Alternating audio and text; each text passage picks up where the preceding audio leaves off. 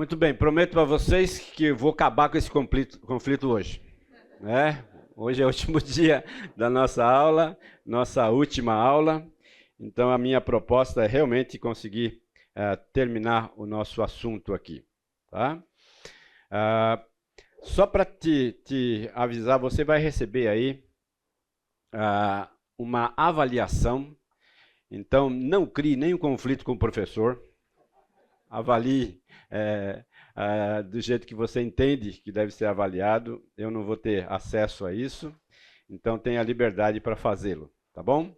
Enquanto vai passando a folha aí, nós vamos tocando o barco aqui, tá bom? Bom, nossa última aula, aula 8, são 2 assuntos básicos que nós queremos tratar, considerando as raízes do conflito. É basicamente uma abordagem de Tiago capítulo 4, quando o desejo gera o pecado. A importância das perguntas para o solucionar dos conflitos e baseado então em Provérbios 18, verdades a serem consideradas com bastante base nesse texto de Provérbios capítulo 18, tá bom? Então, lembrando que aula passada nós recuperamos, então, aquilo que havíamos deixado para trás, pagamos a nossa dívida e agora, então, nós vamos terminar, então, de acordo com aquela grade inicial que apresentamos para vocês, tá bom? Então, vamos lá. O que é preciso considerar a respeito do conflito? Essa é uma realidade assim bastante superficial do que você precisa olhar diante de um conflito. Quem está certo? Quem está errado?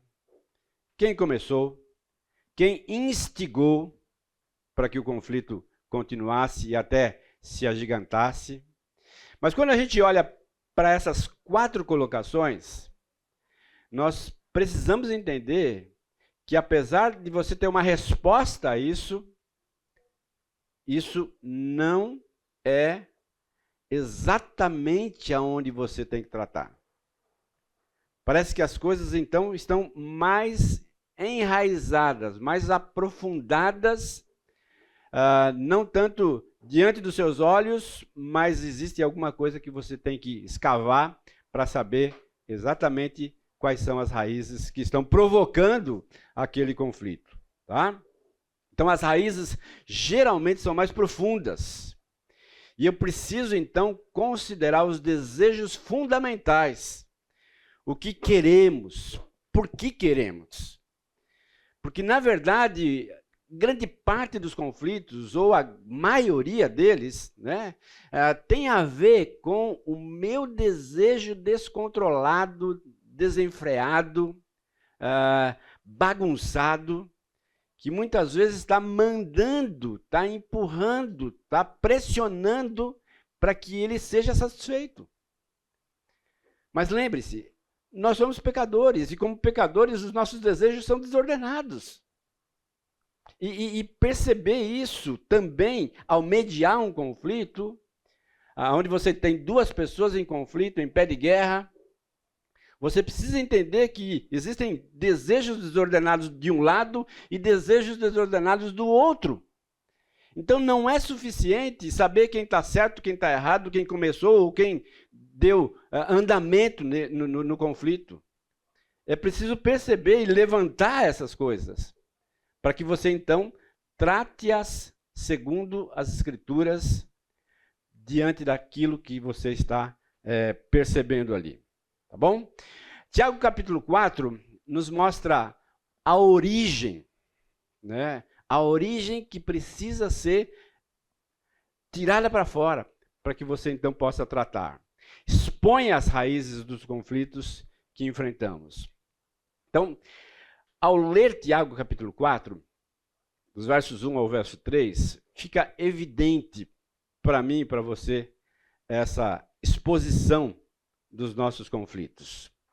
De onde vêm as guerras e contendas que há entre vocês? Não vem das paixões que guerreiam dentro de vocês. Uma outra tradução, das paixões que militam, né? Que fazem guerra, que se armam diante de vocês. Perceba, o que Tiago está dizendo aqui não é que existe uma questão bélica fora de você. Não é que exista um conflito se manifestando fora de você. Mas este conflito, esta questão bélica está dentro de você. E é interessante que quando a gente começa a ter um olhar mais perspicaz sobre as pessoas, você percebe que algumas pessoas são extremamente bélicas. Né? A gente chama de isqueirinho, né? Ou seja, toda e qualquer situação se torna gigante. Né? Mas, na verdade, o que aquela pessoa está manifestando é algo que está dentro dela. Não é tanto aquele momento de conflito em que você visualiza aquilo, mas é uma realidade interior, uma realidade do próprio coração. E Tiago continua dizendo assim: vocês cobiçam coisas, não as têm, matam e invejam, mas não conseguem obter o que desejam. Vocês vivem a lutar, a fazer guerras. Não têm, porque não pedem. E quando pedem, não recebem, pois pedem por motivos errados, motivos tortos, motivos equivocados, para gastar em seus próprios prazeres. Eu tentei desenhar isso para que você perceba a realidade disso com base naquilo que o Lou Priolo, ou melhor dizendo, o Ken Sande e o Tom Raab, no livro Os Conflitos do Lar e a Escolha do Pacificador. Se você não leu, vale a pena ler. É um livro extremamente importante quando se fala sobre conflitos. Tá? Então vamos tentar esmiuçar um pouquinho disso aqui. Tá? Eu preciso ter um olhar para a pessoa que eu estou aconselhando e perguntar o que esta pessoa está desejando. Lembre-se, é essa a raiz da questão. Ela está em conflito porque ela está desejando algo tão intensamente, tão fervorosamente no seu coração, que ela então entra num embate, entra num conflito. Tá? E, costumeiramente, isso é porque esse desejo começa a ser uma exigência. Ou seja, eu quero que o meu marido me dê atenção. É um desejo legítimo? Claro. Não tem nada de pecaminoso nisso. Tá? Mas ele se torna pecaminoso quando ele é uma exigência. Tá? Quando eu começo a ser tão forte, tão intenso naquilo, que eu começo a exigir que aquilo de fato aconteça. Porque se não acontecer, eu vou então entrar num parafuso e nós vamos conflitar. Agora, o Ken Sande diz assim: quando um desejo se torna uma exigência, nasce um ídolo no meu coração. E esse ídolo, então, começa a se agigantar. Porque, além de exigente, ele começa a ser julgador. Tudo porque o meu desejo não está sendo satisfeito.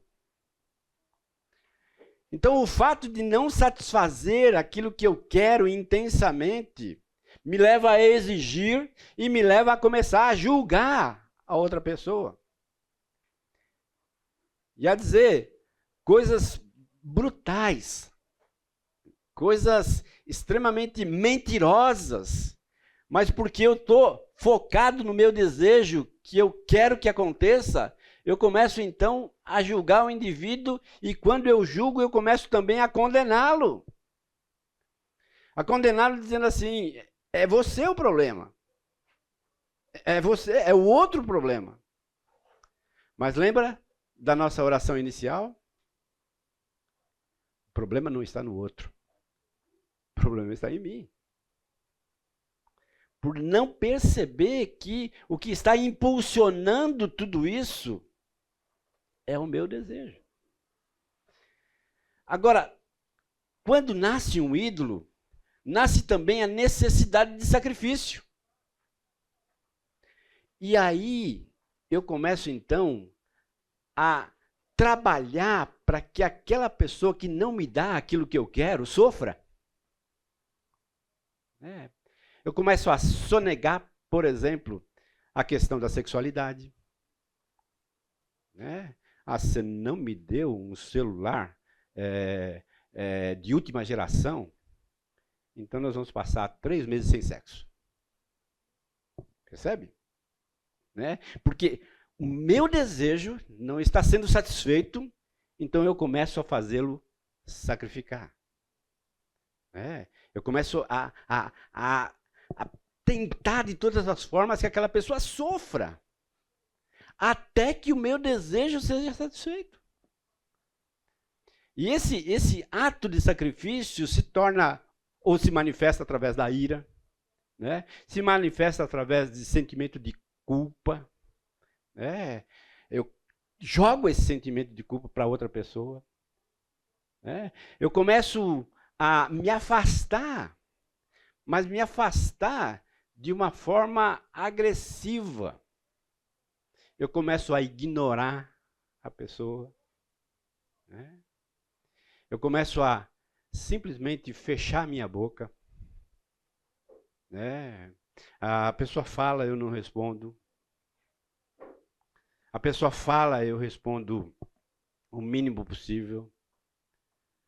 Por quê? Porque o que está movendo é o meu desejo não satisfeito. E um desejo não satisfeito, ele então começa a se agigantar diante de mim. Pois não. Se a gente reparar, tem uma redundância em todas as expressões. O denominador comum é o eu. É o coração. Talvez seja a origem do pecado. Sim, sim. Aquela concepção de auto. Sim. Então, como conselheiro, talvez você vai abordar isso, como conselheiro, como que a gente elimina esse eu, a capacidade de julgar o outro, de orientar o outro, como que eu elimino esse eu? Vamos chegar lá. Espero que a gente chegue lá. Espero que todas as ferramentas que você recebeu nesse curso ajudem você a colocar em prática, minando essa realidade. Ou seja, revelando-a em primeiro lugar, e ajudando a pessoa a confessá-la diante do Senhor em arrependimento genuíno, para que ela então possa continuar a entender essa realidade. Eu gosto muito daquele texto, falei na coinonia na sexta-feira, onde João Batista morre, Jesus recebe a notícia, tá?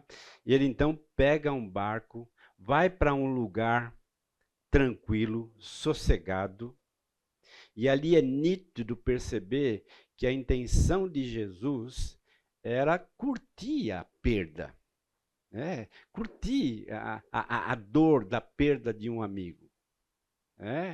Aí o que acontece? Quando ele desembarca, quem está lá esperando ele? A multidão. Aí a pergunta como é que você reagiria? Como é que nós reagimos quando a gente deseja o silêncio, deseja ficar sozinho, e alguém vai lá na porta do seu quarto, bate, bate, bate, bate, querendo a sua atenção? Como é que você faz? Como é que você reage? Jesus olha para a multidão, se compadece dela, cura os seus enfermos, ou seja, abençoa a multidão. O que eu aprendo com Jesus? Embora o desejo de Jesus fosse ficar sozinho, mas as circunstâncias não permitiram, e a reação de Jesus foi uma reação tranquila em relação àquilo, frutífera diante de uma frustração. Perceba, as suas frustrações, elas não precisam destruí-lo, mas elas precisam ser motivos de frutificação. Ou seja, diante de um não, você pode frutificar,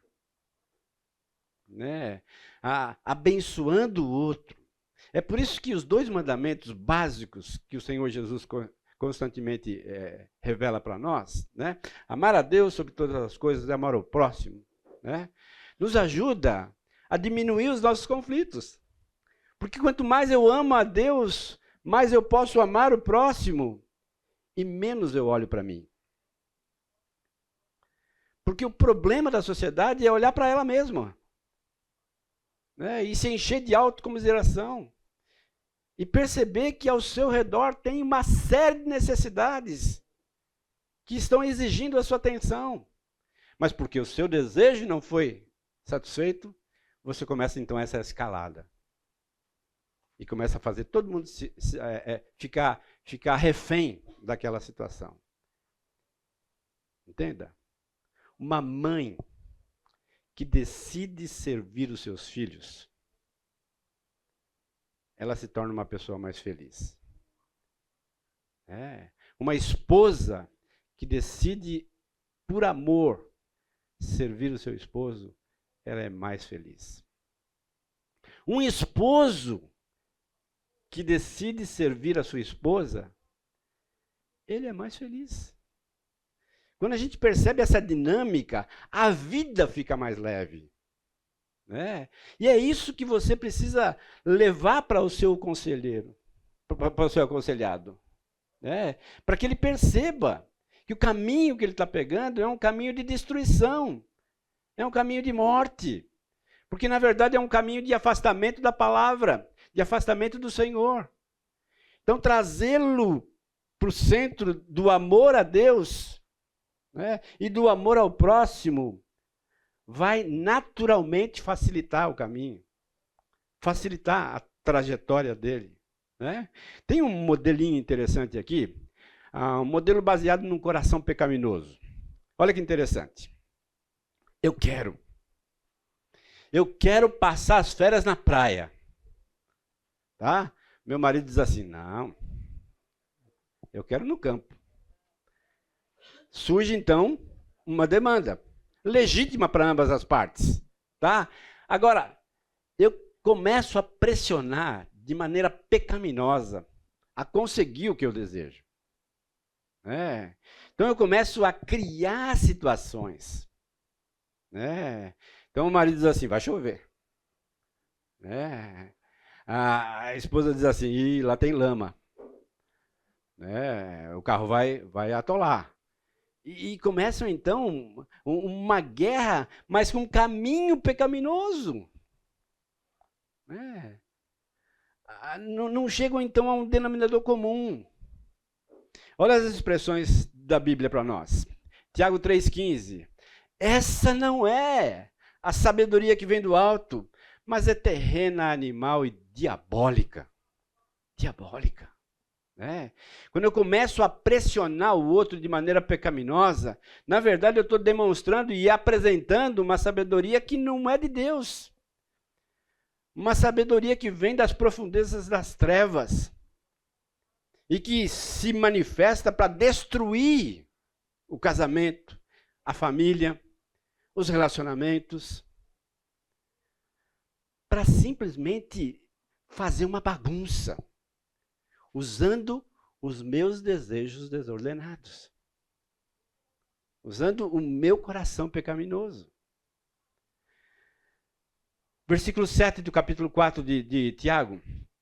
Portanto, submetam-se a Deus, resistam ao diabo, e ele fugirá de vocês. Percebe que o nosso coração, de uma certa forma, é uma plataforma onde o diabo se utiliza para lançar os seus mísseis destruidores na vida de outras pessoas, consequentemente na nossa própria vida. Entender isso e revelar isso é o nosso papel como conselheiros. Ajudar as pessoas a rejeitarem essa sabedoria diabólica, terrena, animal, e ajudá-las a entender que eles precisam se submeter a Deus na sua jornada, na sua caminhada. Olha essa frase aí. Nos tornamos imitadores, discípulos, como nós vimos ontem, do diabo, quando julgamos, criticamos e condenamos os outros por não satisfazer os nossos desejos. Então eu sou um discípulo do diabo quando eu começo a caminhar nessa direção. Eu imito Satanás quando eu faço isso. Trazer isso à tona, revelar isso, é algo extremamente necessário, porque as pessoas vão perceber que caminho horrível, que caminho destruidor que eu estou caminhando. E ajudá-las, então, a trafegar por um outro modelo. Olha esse modelinho aqui. Um modelo baseado na palavra de Deus. Ou seja, na verdade de Deus. Eu continuo querendo lá, tá? Mas eu posso estar contente, mesmo sem ter o meu desejo satisfeito. Tá? Agora, vamos pensar um pouquinho aqui, tá? Como é que eu posso ficar contente sem o meu desejo satisfeito? Como?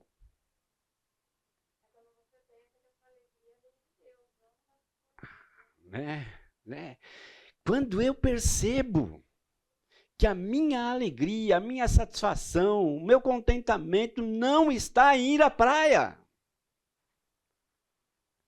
Porque ir à praia vai durar 2, 3 dias. Mas o meu contentamento está em Deus. Em Deus. Que cobre exatamente tudo isso. Que abraça tudo isso.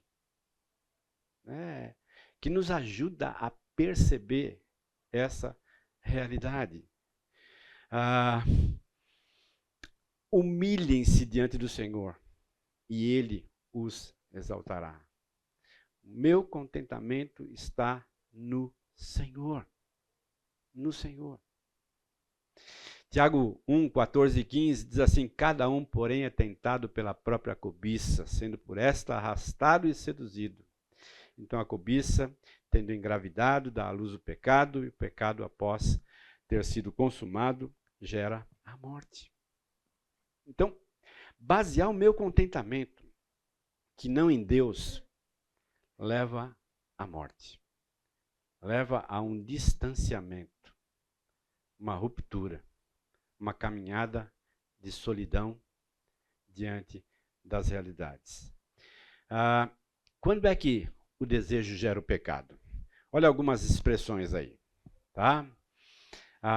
Existe alguma coisa que eu queria tanto que estou disposto a pecar, usando formas de comunicação não bíblica para consegui-las? Existe algo que, se não tiver, creio que não seria feliz. Então, olha para você mesmo. Existe algo que está te tornando infeliz?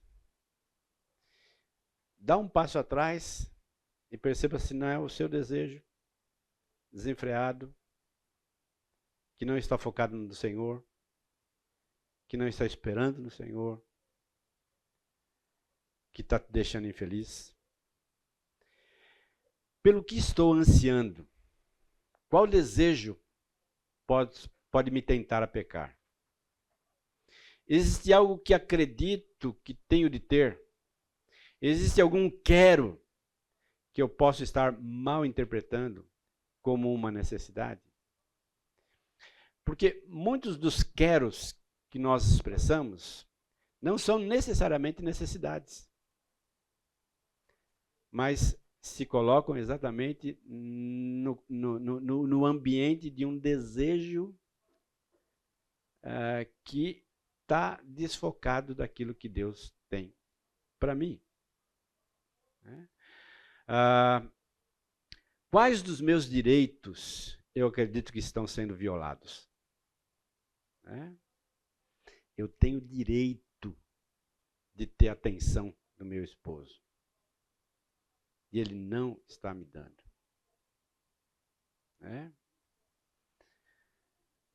Ame a Deus, ame o seu esposo, porque haverá um constrangimento da parte do próprio Senhor Jesus no coração dele, até a ficha cair. Porque uma das coisas que vocês mulheres precisam entender é que homem é burro. Não entende. Você já sabia, né? A gente não entende. A gente não entende. Por mais sinais que você dê, a gente é tapado mesmo. É uma realidade. Na minha casa só tinha a minha mãe de mulher. Eram 6 homens. 6 homens, com meu pai 7. Então, essa era uma realidade bastante presente. Como nós éramos, assim, burros mesmo. Burro. Não tem outra expressão. E quando você casa com um homem, lembra disso. Essa é a realidade. Você tá levando para sua casa um jumento. Pensa nisso. Tá? Vamos lá, espero que os homens não me batam.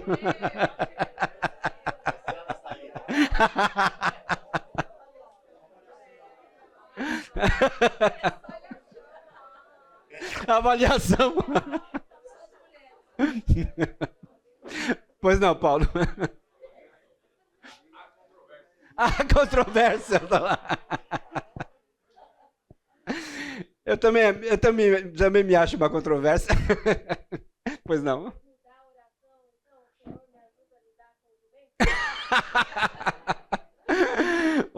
ou converta ele.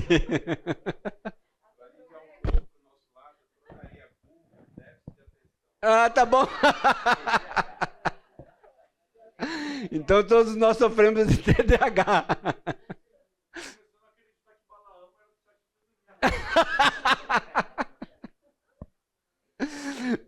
Tudo isso é brincadeira, viu? Pode ficar tranquilo. Alguém levantou a mão lá atrás? Não, né?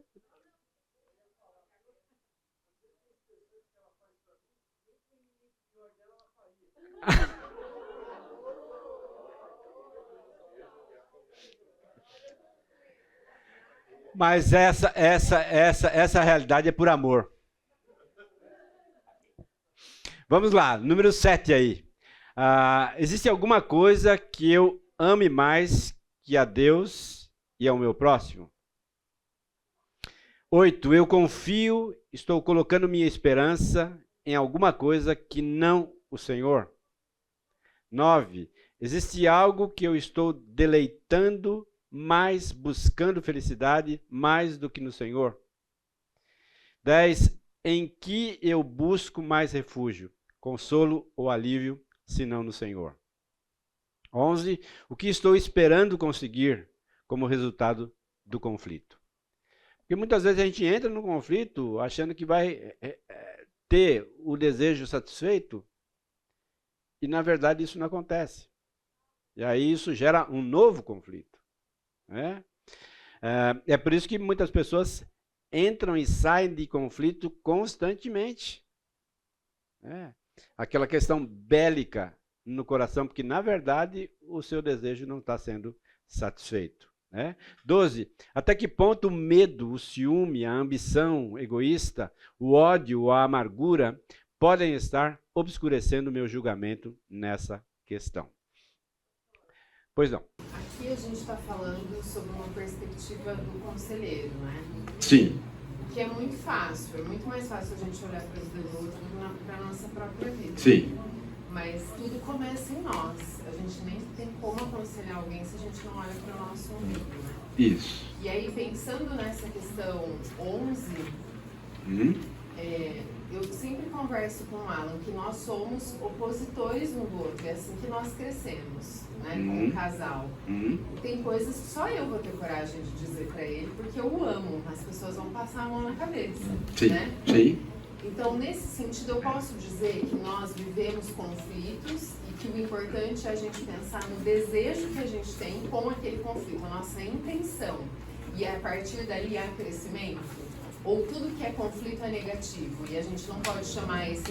Não, né? Eu acho que durante o curso todo eu procurei dizer exatamente isso, né? Nem todo conflito é ruim. Pelo contrário. Se a gente trata esse conflito biblicamente, nós crescemos com ele. E uma outra coisa que a gente tem que entender é que nenhum de nós está isento de conflito. Nós vamos também entrar e sair em conflitos. A questão é o quanto eu aprendo e o quanto eu estou disposto a não repetir o mesmo erro. Quando nós iniciamos a nossa aula de hoje, focando em você, em mim, quando Jesus constantemente, ao lidar com as pessoas e o conflito das pessoas, ele dizia, olhe para você, olhe primeiro para você, depois você lida com outra situação. Né? Então, primeiro é olhar para você, precisa olhar primeiro para você mesmo, pois não? Sim, né, tudo que a gente está falando, que menos orgulho, muito mais humildade. Né? Sim. Quando você é humilde, as coisas vão ser acertando. É você ver o seu erro, a sua pequenez. Claro. Ontem no curso eu usou o exemplo de Jesus com Pedro, né? Quando Pedro vai fala aquele monte de besteira que ele se achava muito, e Jesus olha para ele, não vai ser assim, você vai me negar e tal. E Pedro não caiu a ficha. Estou fazendo um paralelo nisso com o que você falou do casal, né? Da esposa, você esperava uma coisa, o marido não percebe. São dois tipos de pessoas diferentes, né? O homem, certo. O homem tem sim essas dificuldades, mas a mulher também tem um outro lado que tende a uma perversão até maior, na minha opinião, quando ela não se submete a Deus. A mulher é muito mais sagaz quando ela quer ser má. Então isso soma tudo, quer dizer, para ir para um conflito pecaminoso é fácil, né? O problema, que eu falei tudo isso, é que nós vivemos num mundo em que a ansiedade e o imediatismo é muito forte para todos nós, né? E tudo leva a isso. Então, orar e confiar em Deus, esperar que Deus fale no coração do meu marido, é uma coisa que é assim, é aquele padrão de Jesus, né? Que pra gente é inatingível, mas nós temos que submeter isso ao Senhor. Porque muitas coisas nós vamos ter que fazer o que Jesus fez com Pedro. Olha, você vai me negar, Pedro? Não, imagina. Fez tudo o que fez. Aí lá na frente, o que acontece, né? Então, quando Jesus constrangeu o coração de Pedro, mostrou, Pedro, você é aquilo, mas agora eu vou te transformar. Agora você me ama, agora você vai cuidar das minhas ovelhas. E é também um exercício de confiança no Senhor, né? Que o Senhor é capaz de constranger o coração da outra pessoa. Ele pode usar aquele conflito para essa finalidade. A gente falou um pouco também sobre essa questão aqui. Né? Salmo 73, 25, precisa ser um texto até decorado pelo conselheiro. A quem tenho nos céus senão a ti, e na terra nada mais desejo além de estar junto a ti. né, junto ao Senhor. Confiar em Deus, submeter os meus desejos e procurar satisfação no Senhor. Né? No Senhor. Né? Quando você encontra uma pessoa satisfeita no Senhor, pode estar certo que os conflitos que ela enfrenta são melhores resolvidos e com mais celeridade, com mais rapidez, porque o coração dela não está naquela situação, e sim no Senhor. Né? Pois não. Um salmo que eu gosto bastante de lembrar, que ele rememora os eventos lá do povo no deserto, sempre do Egito, né? E um versículo especificamente que diz: concedeu-lhes o que desejavam, mas lhes fez definhar a alma.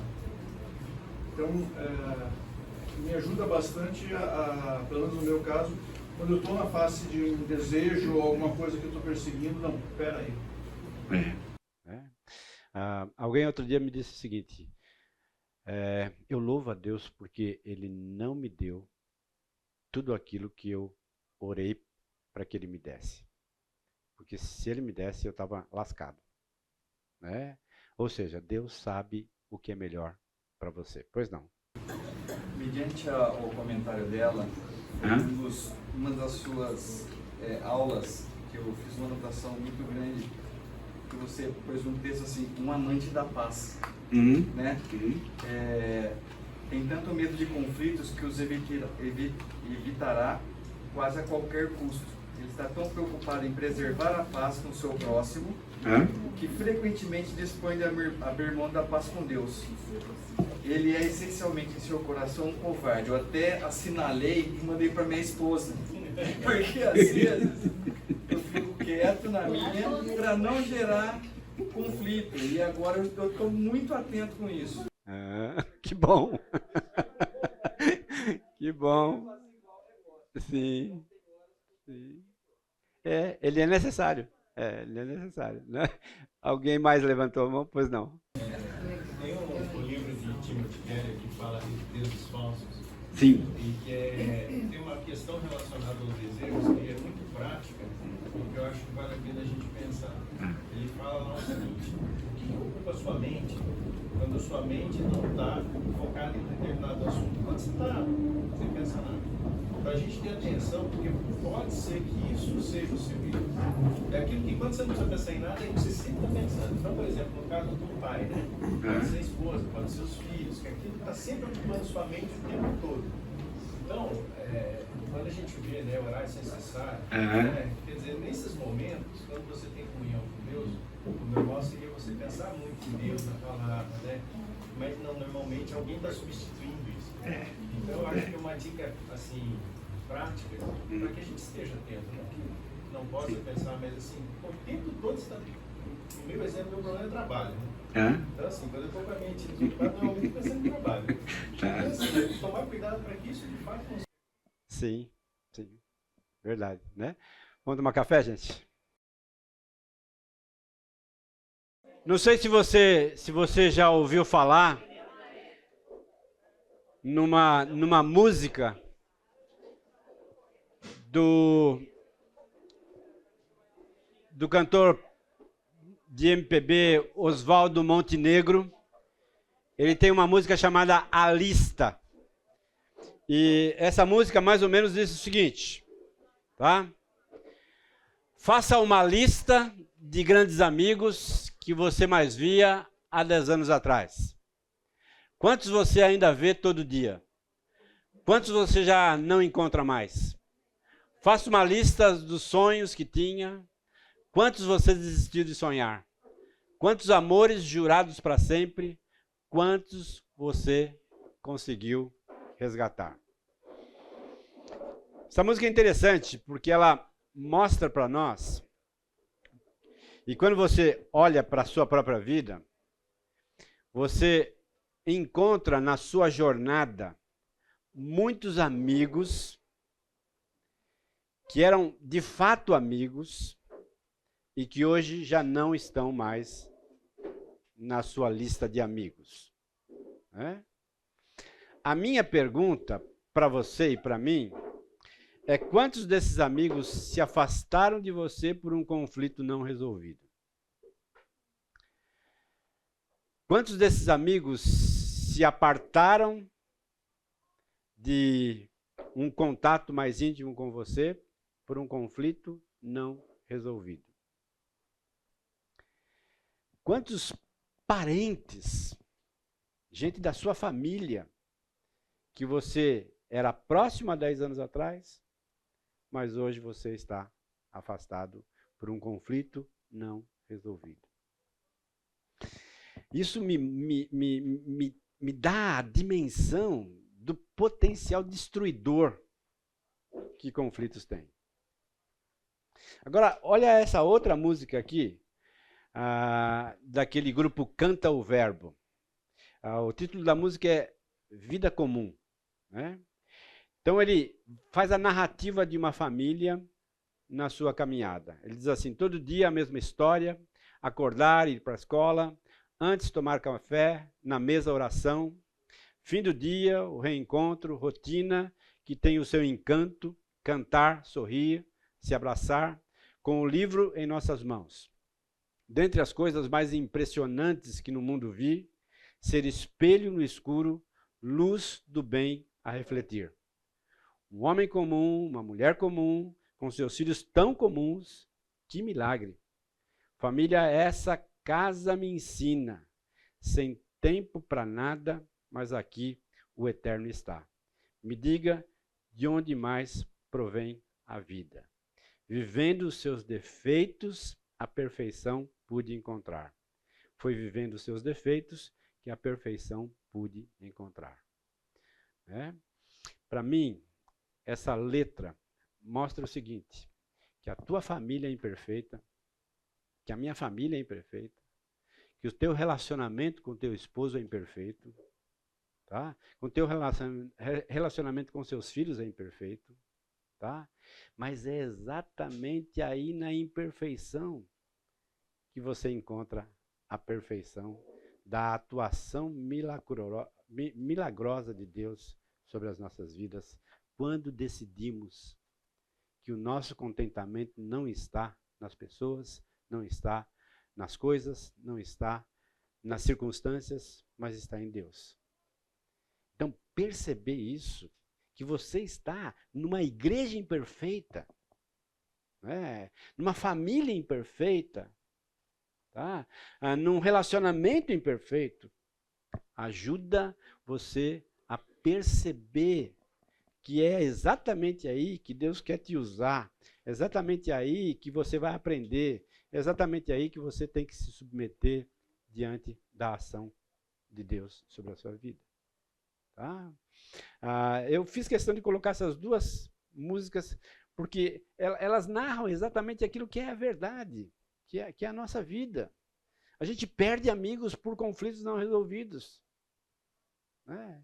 E talvez até mesmo para desafiá-lo a voltar atrás, né? E a perceber que Deus está te dando uma oportunidade, né, de viver em paz com todos os homens, como a palavra de Deus nos diz. Tá bom?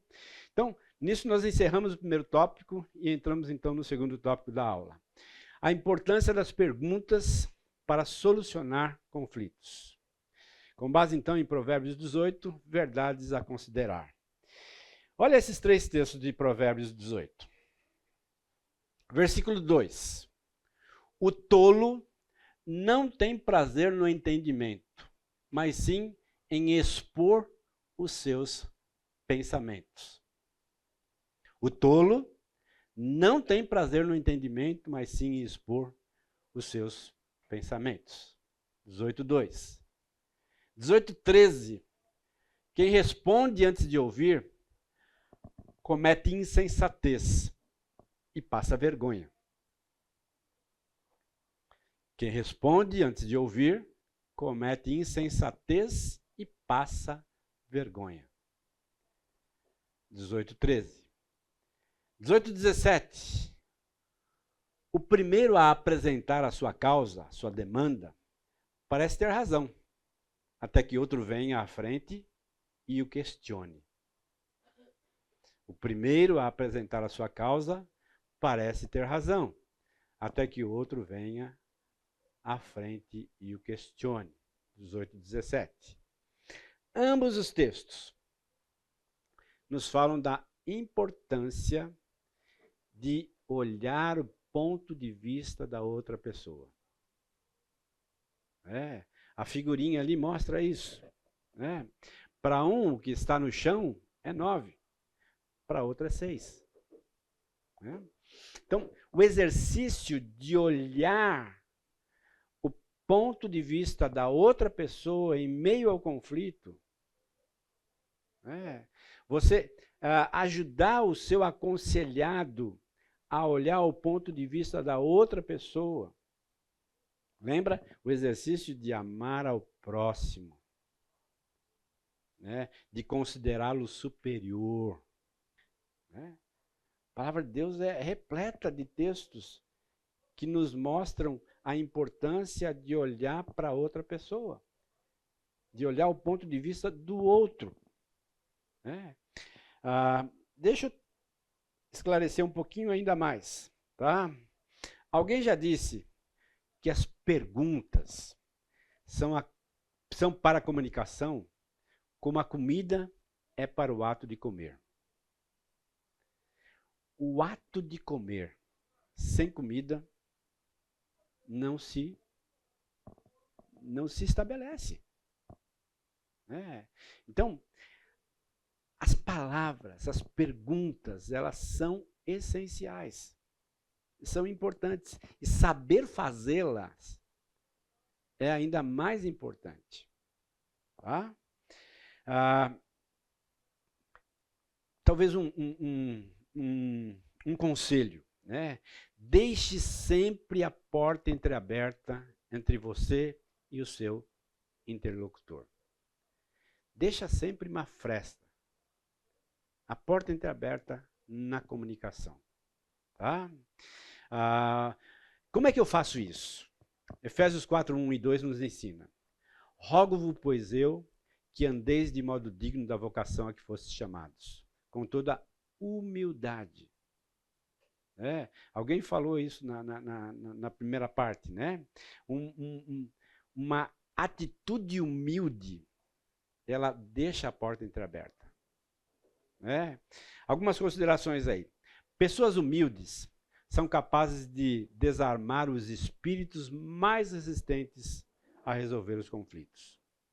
Quando você chega com humildade diante da situação, você quebra a outra pessoa, mas quando você seja com arrogância, com altivez de espírito, você encontra um muro na sua frente, sem nenhuma condição de ultrapassá-lo.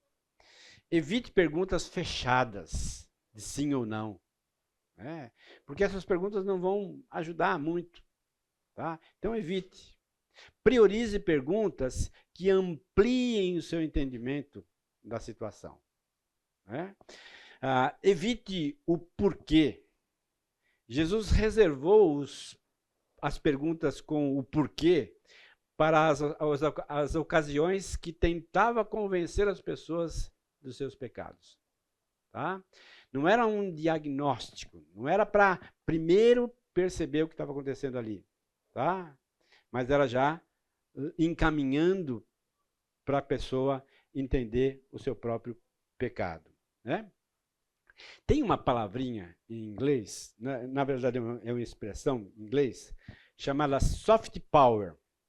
O que é soft power? Soft power é como uma nação se estabelece sobre outra nação sem o auxílio de guerra, sem disparar um tiro. Mas ela vai simplesmente abraçando aquela nação através da cultura, através da língua, através da economia, para dominar aquela cultura. Eu estou trazendo essa ideia, tá? De que você está diante de um conflito numa guerra. Tá?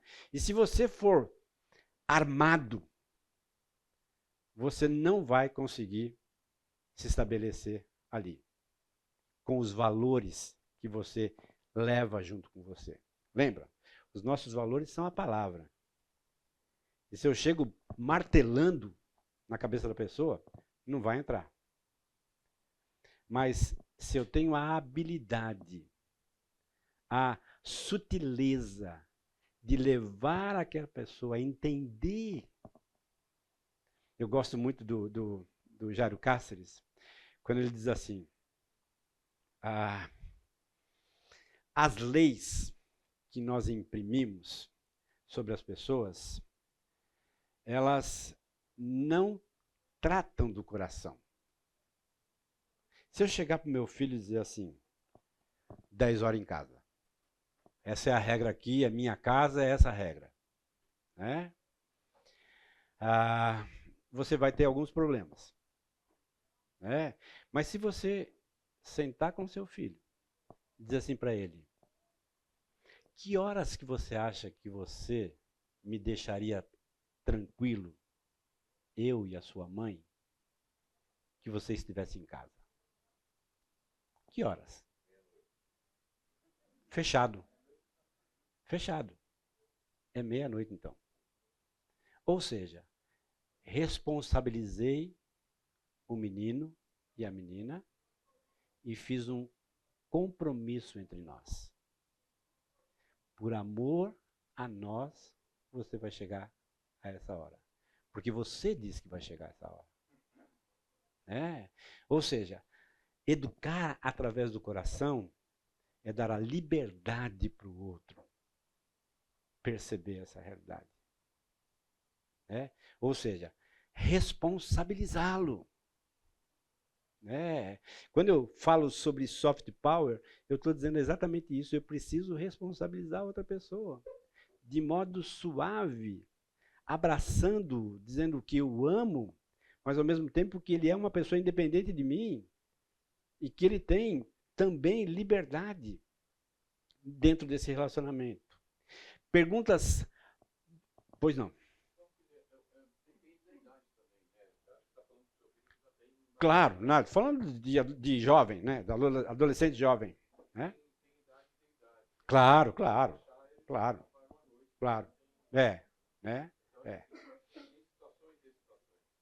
Tem situações e situações, né? Agora, é aquela coisa, né? O trato é meia-noite, tá? Chegou meia-noite e meia, nós vamos conversar, né? Porque você não correspondeu à sua própria decisão, né? Pois não. Ontem eu estava falando com uns amigos em uma reunião online, discipulado, eles têm filhos pequenos, né? E aí estava falando sobre essa questão de pastorear o coração. Não só dar ordens, mas treiná-lo para que ele entenda os princípios bíblicos, a criança, seja qual for a idade.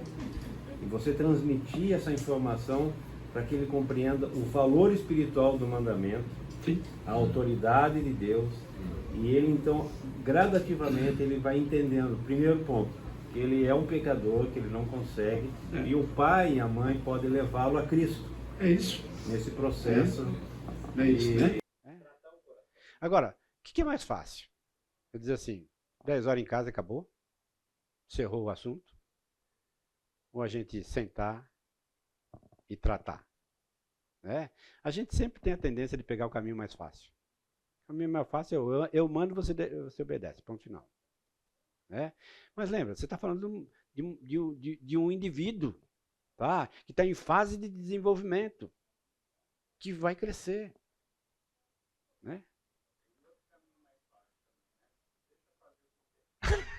Esse é mais fácil ainda. Esse é mais fácil ainda. Mas eu acho que o mais importante desse exemplo que você deu, você já ensina o seu filho a como a gente deve ter a relação com Deus. Porque a obediência não é por autoridade, intenção. É por amor, você quer agradar a Deus. É isso aí. Então você já passa a ensinar isso também. É isso aí, né?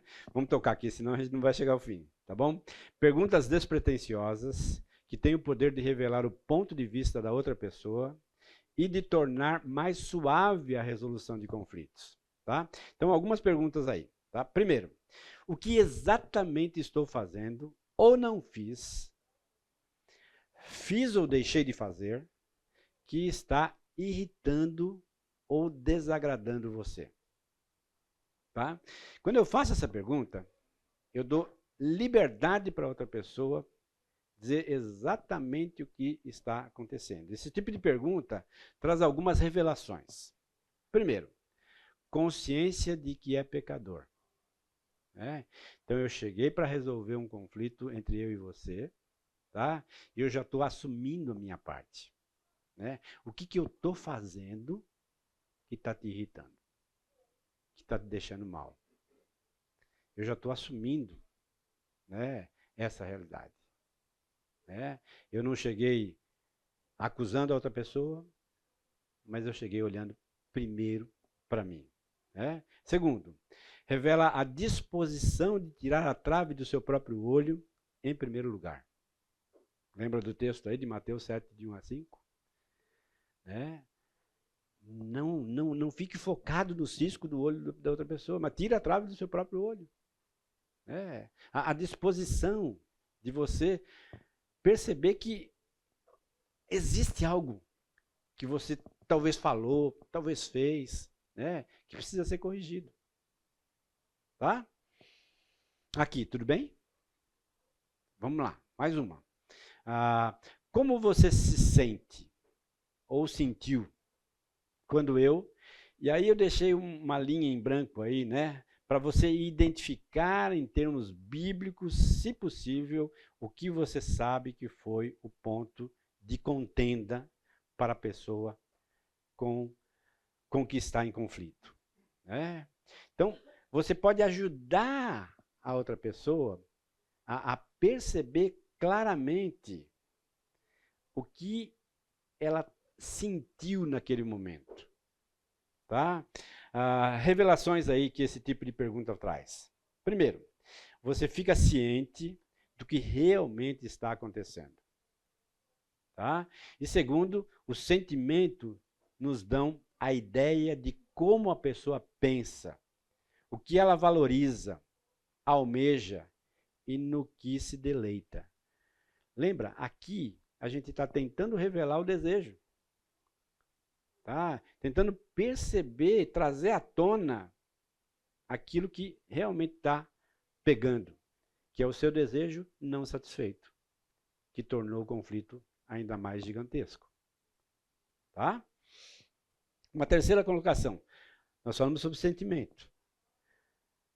A mente agora. Tá? O que se passa ou passou em sua mente quando eu fiz o que fiz? Falei o que falei. Tá? Novamente, o que você disse a si mesmo quando eu fiz aquilo? Uma maneira diferente de fazer a mesma pergunta. O que você falou com você mesmo diante daquela situação? Lembra, todo mundo fala com seus botões. A gente fala com a gente mesmo. E naquele momento em que aconteceu aquela situação, o que você falou para você mesmo? Tá? Identifique em termos bíblicos, se possível, o que você sabe ter sido um ponto de contenda para a pessoa com que está em conflito. O que essas perguntas revelam? Primeiro, a sua tentativa de ver a situação do ponto de vista da outra pessoa e comunica a sua disposição de se arrepender, se for o caso. Então você está aberto a isso. Tá? Vamos tentar colocar um gráfico aqui também. Tá? Existe algo que você queira ou quis de mim que não estou lhe dando ou não dei naquele momento? Tá? Eu coloquei uma seta aí direcionando ao coração sangrando ali. Tá? Ou seja, eu estou novamente focando no coração. Tá? Eu pensei nos sentimentos, nos pensamentos e agora então nas motivações, nos desejos que estão aflorados ali, que não foram satisfeitos e que tornaram um problema maior. Tá? Então, talvez no seu exercício de aconselhamento, você começar a perceber isso. Porque quando a pessoa chega para você, ela vai despejar um caminhão de situações. Né? E um bocado de sentimento, um bocado de pensamentos. Tá? Mas essas perguntas nos ajudam a trazer à tona, tirando os sentimentos, tirando os pensamentos, para revelar o desejo e as motivações que provocaram toda aquela situação. Tá? 5. Existe algo que você gostaria que eu mudasse, que ainda não tenha sido dito? Ou seja, nós conversamos. Existe alguma coisa a mais que você quer dizer que eu preciso mudar? Busque uma resposta concreta e não abstrata ou genérica. Por exemplo, o que eu estou dizendo sobre abstrato? Né? Você precisa ter mais consideração por mim. A mulher diz para o marido. Né? Mas o que é ter consideração? O que ela está querendo dizer exatamente com isso? O que ela quer? Será que é tempo? Será que é atenção? Será que é um passeio no shopping? Será que é uma viagem? O que exatamente ela quer? Tá? Concreto. Coloque as roupas sujas no cesto e não no chão. Isso é concreto. Ó, é aqui, tá vendo? Ó, não é aqui, é aqui.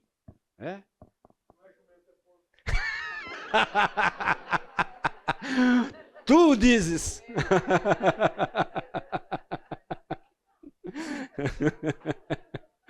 Vamos lá, número 6. Existe mais alguma coisa pela qual devo pedir perdão?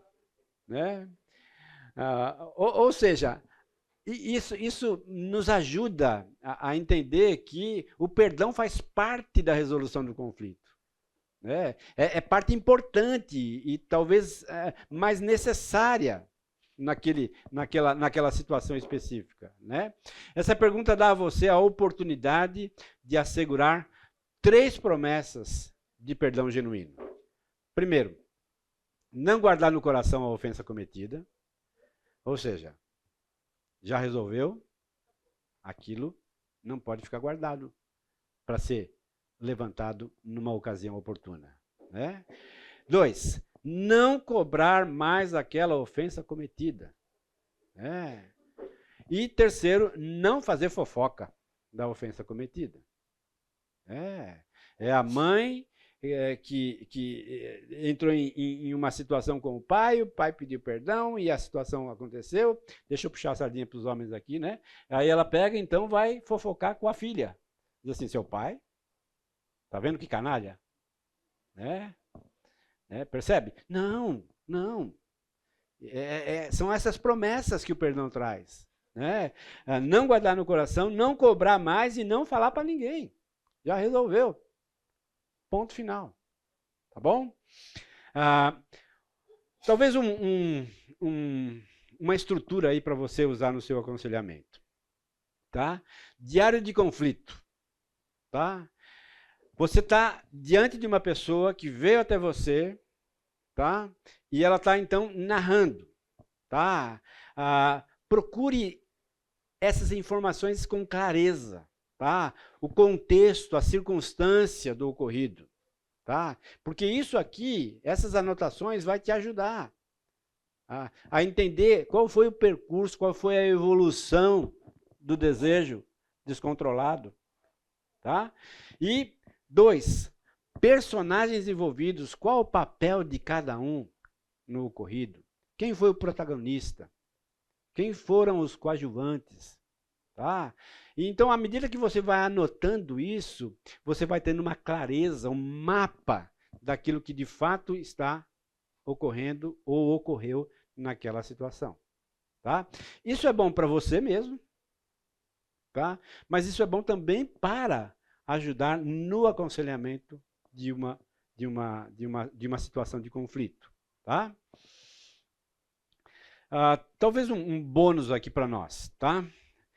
Conflitos com crentes exigem uma abordagem diferente de conflitos com não crentes. E exibem uma maior probabilidade de resolução pacífica. Tá? Entrar em conflito com um crente, a possibilidade de pacificação vai ser muito maior do que a com um não crente. Tá? Então, algumas considerações aí, pelo menos 4 considerações. Dos conflitos com crentes, por que a gente tem a probabilidade de resolver com mais celeridade? Primeiro, temos consciência do desejo de Deus. Qual é o desejo de Deus? Que vivamos em paz. Tá? Segundo, temos mais acesso a recursos bíblicos para a resolução de conflitos. Terceiro, temos o Espírito Santo, que de maneira sobrenatural nos capacita a obedecer. E quarto, temos a igreja como um lugar seguro para encontrar ajuda e aconselhamento. Então, os nossos conflitos aqui, nós temos recursos. Ocorre a grande questão. Embora saibamos disso, a gente não recorre. Porque se acha autossuficiente para resolver tudo. Mas existem situações que nós precisamos da ajuda de uma terceira pessoa, madura, capacitada, para nos ajudar. Nós hoje, como igreja, somos em torno de 1.600, 1.700 pessoas. Nós temos aqui uma sala com 100 pessoas. O propósito do foco é habilitar vocês a ajudar os outros que estão lá. Nós temos relacionamentos e temos situações às quais chegam para nós. O próprio Deus nos coloca em determinadas situações que você pode ajudar. Se calar, tendo os recursos para ajudar, nós erramos. Nós nos acovardamos. Entenda, o grande desafio para mim e para você é ser capacitado pelo Senhor, permitir-se capacitar pelo Senhor para exercer a função de pacificador no meio do povo de Deus. Nós podemos e devemos agir assim. Agora, com não crentes, aí a situação é diferente. Conflitos com não crentes. Eu coloquei Romanos 12, 17 a 21 aqui, tá? Para a gente pensar algumas coisas aqui. Olha o que diz o texto. Não torneis a ninguém mal por mal. Esforçai-vos por fazer o bem perante todos os homens. Se possível, quando depender de vós, tende paz com todos os homens. Não são com os homens convertidos. Não são com os homens da fonte. Não são com os homens... Não, são com todos os homens. Tá? Mas vós não vos vingueis a vós mesmos, amados, mas dai lugar à ira, porque está escrito, a mim me pertence a vingança, eu é que retribuirei, diz o Senhor. Pelo contrário, se teu inimigo tiver fome, dá-lhe de comer. Se tiver sede, dá-lhe de beber. Porque fazendo isso, amontoarás brasas vivas sobre a sua cabeça. Não te deixes vencer do mal, mas vence o mal com o bem. Algumas considerações aí, com conflitos com não crentes. Não podemos revidar com a mesma moeda, nem lutar com as armas que não sejam biblicamente autorizadas. Olha o que diz lá, 2 Coríntios capítulo 10, versos de 4 a 5. 2 Coríntios, capítulo de número 10, versos 4 e o verso 5, diz assim, porque as armas da nossa milícia não são o quê?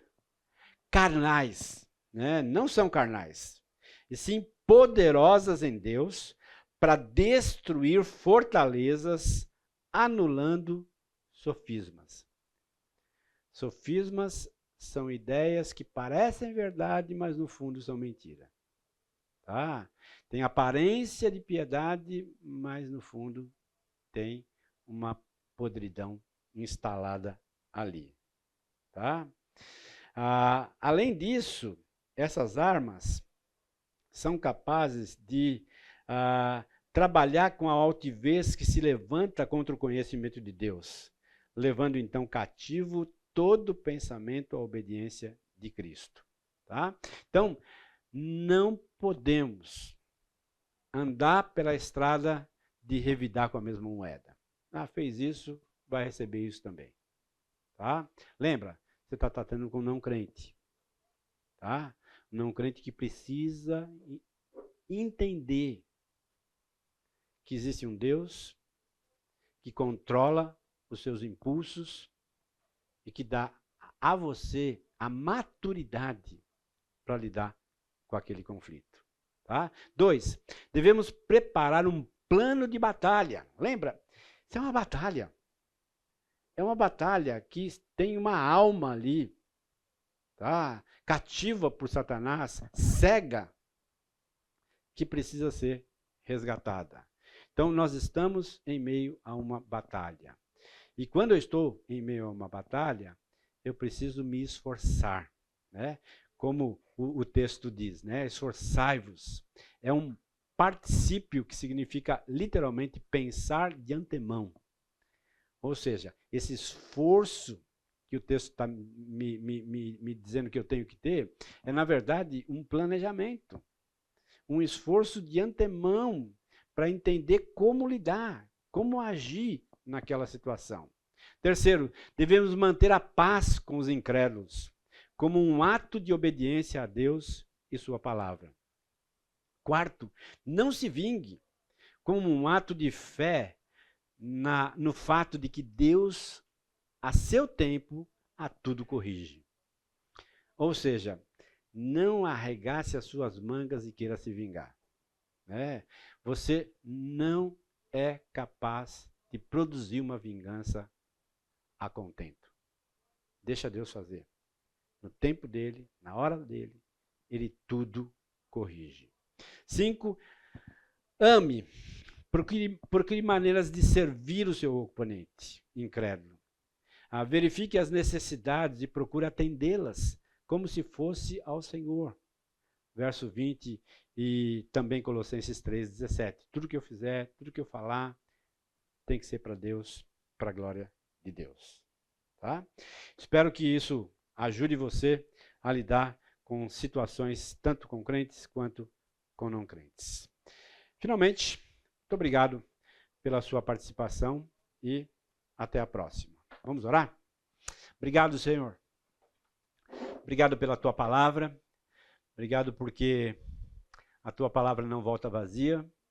Ela sempre encontra um propósito pelo qual ela foi designada. Eu sei, ó Deus, que cada pessoa que participou desse curso ao longo dessas 8 semanas está aqui porque o Senhor planejou que estivessem, ó Deus.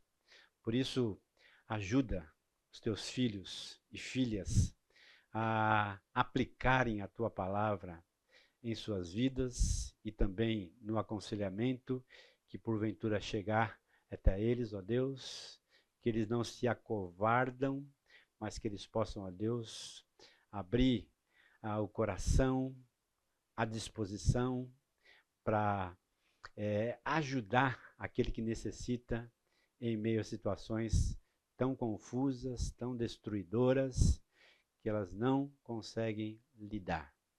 Que o teu povo seja habilitado, capacitado e obediente à verdade da tua palavra. Muito obrigado por esse tempo, muito obrigado por essas semanas, muito obrigado por cada pessoa que aqui chegou, que o Senhor nos capacite através da ação do teu Espírito, nos ajudando a lembrar dessas verdades diante das circunstâncias que vivemos. Muito obrigado. Em nome de Jesus, eu peço que tenhamos um domingo na presença do Senhor, na companhia dos nossos familiares, seja um tempo bastante agradável e que o Senhor nos traga, ó Deus, novamente aqui para ouvir a tua voz logo mais no culto. Obrigado, em nome de Jesus. Amém.